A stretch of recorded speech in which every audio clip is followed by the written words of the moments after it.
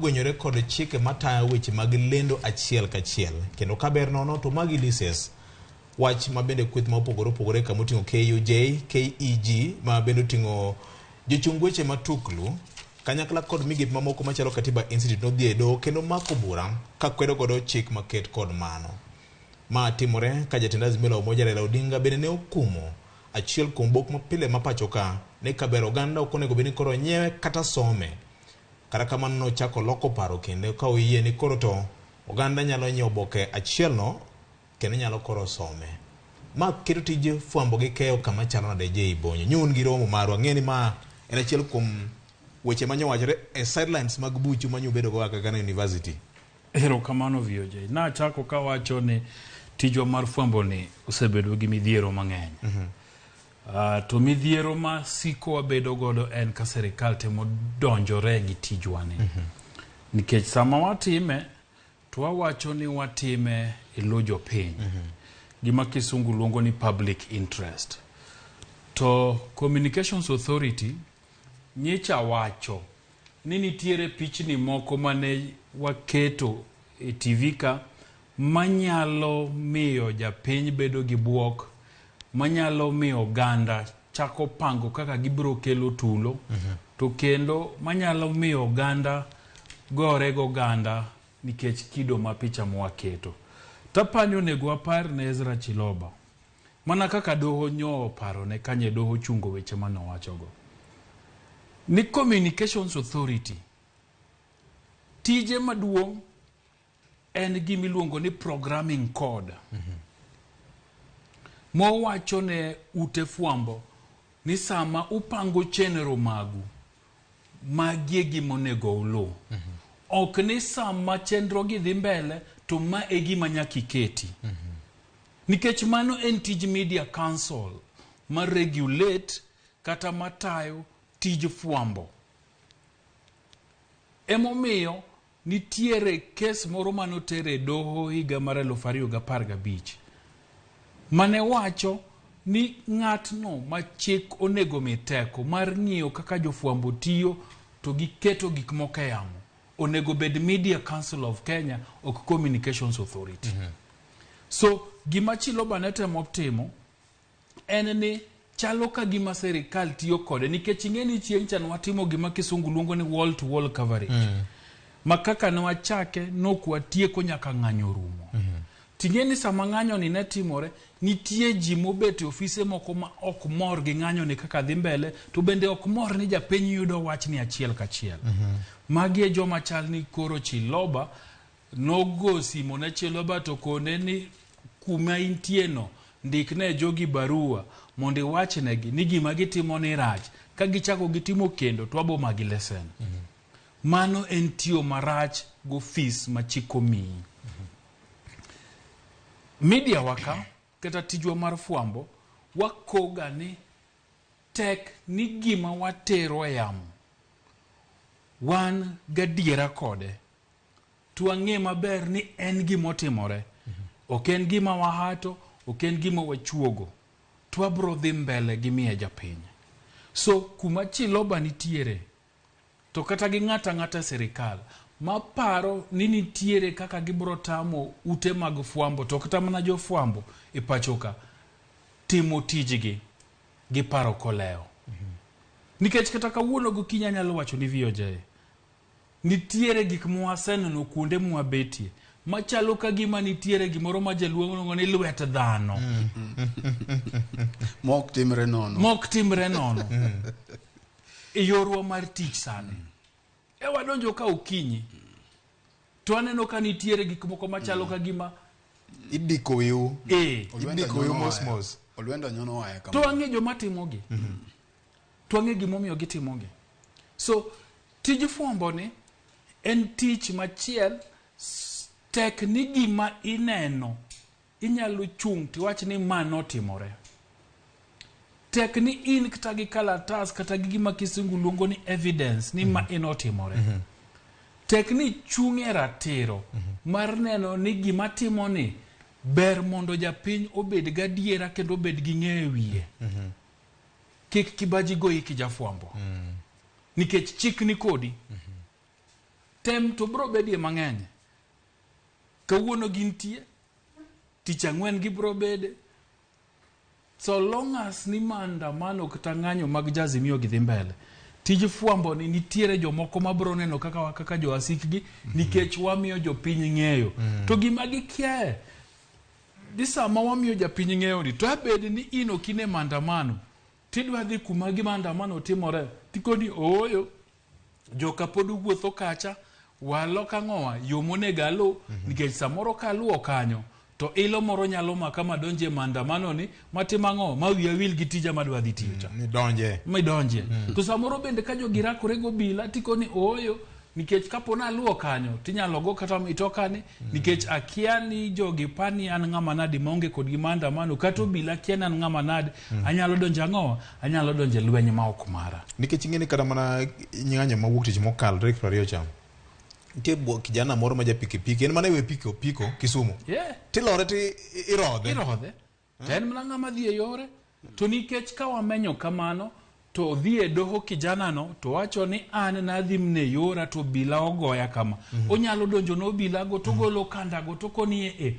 ma an obila uchiel gi odinona na wuok Kondele tadhi Obunga na wuok Kondele tadhi neno ng'ato Nyamasaria nikech onge chik motamre ni kika wuothi nikech polisi be nowacho ni ng'anyo onge to donge kata kawuono gokinyi Seth Olale owachona maber ni nitiere polis mowachone ni ang' nochopie sama koro ma wan kata jofwambo gi wan ok ang' nwadeu mano ng'isi nang'o ni gin gi instruction moro ni sama gidwa timo maundu gi kaka polis jofwambo kik bedie machiegni mondo menygi gima dwa wacho ne jo Kenya duto ahinya to oganda ma joluo ni tij fwambo ni en tich mabiro konyo oganda nyiso i gima timore saka sa pile ka pile erokamano to bende gibed gi geno nikech ok wabiwegi wabiro chung' kodgi achiel nikech tijwa ne watime e lojo piny erokamano en chiwruok mar time e lojo piny public interest Nyakwaro Gajwang' okadho dwaro mar ng'ato mobet ofis machalo Director General mar CA Eza Chiloba erokamano nyane Justice John Chigiti manogolo chik manowacho ni weche ma LSK Katiba Institute KUJ KEJ gi Bloggers Association of Kenya opedho no nyimdo gin weche mangima man go teku moko ne beni kurik nigo kawuono wan thuolo mar menyo no kaka weche chalo Fred wan kinde matek ndwari article 34 kare ariyo paro mar Katiba mar piny Kenya omuo thuolo mar menyo weche gi maonge ohinga moro amora yes kanyo madwa chake go article 34 nentire gima nomiyo mana kaka weche mag ng'anyo ka nomiyo jondik katiba ne oketo article 34 nikech mane waneno gi kit tenda goko mar Moi to gitelo manose kalo ka manomiyo oketo freedom mar media e katiba nikech nong'e ni dine kete pend chik mora mora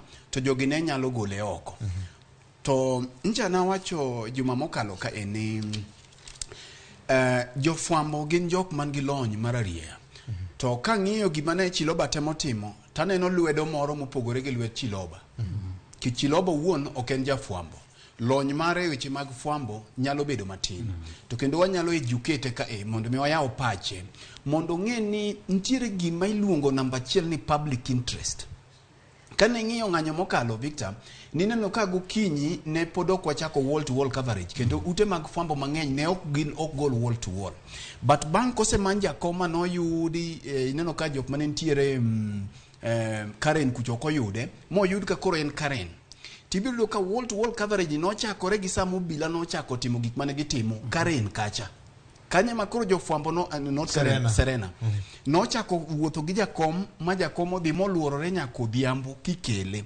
tiende ni gimiluongo ni public interest ni ene gima kati dhi e doho to ute mag fwambo biro wacho ni dwaro mar jopiny nitie sama gik makoro dwaro mar jopiny ema miyo wadhi to gima Chiloba nyaka ng'e ni jofwambo gima chiel mi puonjo jofwambo maduong'ie malich en gimiluongo ni media law and ethics emomiyo kiyudo kama ng'ato othoe kata ochiel go bila to ringre ne ibiro yudo ka jofwambo golo mana tiende ok gol ng'ute mago gik ma Chiloba ok ong'eyo. Nitiere gimomiyo jogo timo kamano. Tiende ni law and ethics ni e ute mag fwambo gi Victor nitiere wakinde ma okogika matek ka gimoro podoko okelie yamo to chien kucho chebiro non ka senior judge ni lalore gi wakinde to ma chalo nade kapod gini ok okel. Tibiro winjo ka okinde wacho ni amano en gima nitiere elai. Koro miyo jofwambo gi ute mag fwambo gi te nitiere lony mararie mantiere ma samoro Chiloba ok ong'eyo. Mar ariyo ng'at mane sire kata mana mane chwale ni nitiere samoro gik mane obila chano timo mok gidwar mondo mi menye lela. Mana kaka juma mokalo chana wacho ni sama ipuonjo jofwambo tibiro nyisogi, ibiro winjo kinyisogi gima ong'iyo gi kisungu wacho ni old adage. Yes, adage. Ma anyalo nuoyo kendo ni ka ng'ato guok okayo to mano ok en news. To ka ng'ato kayo guok momuko it guok mano wach malich nde. Mano wach malich ahinya. To kinde duto ng'at mokayo it guok ni samoro ok onyal dero mondo mimenye.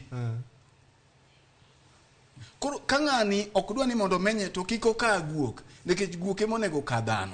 Koro ibiro yudo ka samoro kaka gigi timore nitiere moko manie mudho ma samoro ok ginyal dwaro mondo mi nyingi elela.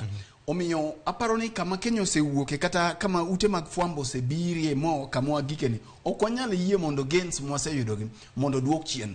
Jofwambo gi kanchi ng'iyo to ka sami modho tiagas to jofwambo bende modho tiagas nikech gin bende gin mana dhano ka gin. Sami toyo gigi kite, sama ibagi gi kite. Omiyo attack mar jofwambo kata rocho ratiro mar jofwambo kiweyo ute mag fwambo en gima waseneno ka wuok both sides mar political divide oa kon gi kon. King'iyo kata mana Azimio juma mokalo ni nyocha ne gisiemo achiel kuom obok ma pacho ka mak mana ni jakom cha ne ochako wacho ni akoro gi yie mondo ji osoma obokeno. Mano bende en mana achiel kuom attack mar jofwambo ni mar kinde duto josiasa ok dwar gik makologi. Bende kichaki duogi ng'iyo gima ne Chiloba temo timone tichaki yudo mana kaka iwinjo wacho ng'at mane chwale ni dwaro mondo ji obedie mudho. Nitiere gima senior Jeyo wacho kanyo. Achiel kuom gima miyo gini bedo wach mar public interest Victor mamiyo ji dwaro ng'en tang'o matimore. Kuom ranyisi ng'at mano mondie tich to koro dwa dok godhiambo dwa ni mondo ng'e ni to ndara ma Jogo Road chalo nade, ndara ma Thika Road chalo nade, dang' odhi gi gache koso odhi romo gi jong'anyo ma samoro nyalo to gache gi kiche gi kite. Omanyi yo machielo lu odwa dhi golo nyathine skul godhiambo to nwang'o ni outer ring chalo nade, dang' owe. Koro ok ni gigi itimo gi atima but itimo gi mondo jopiny ong'e gima dhi mbele. To ka ng'ato dwaro ga timo gik moko marach to kuongo nego taya. Koro kose nego taya koko dong kodie mudho. Koro wacho ni mudho konyo diek.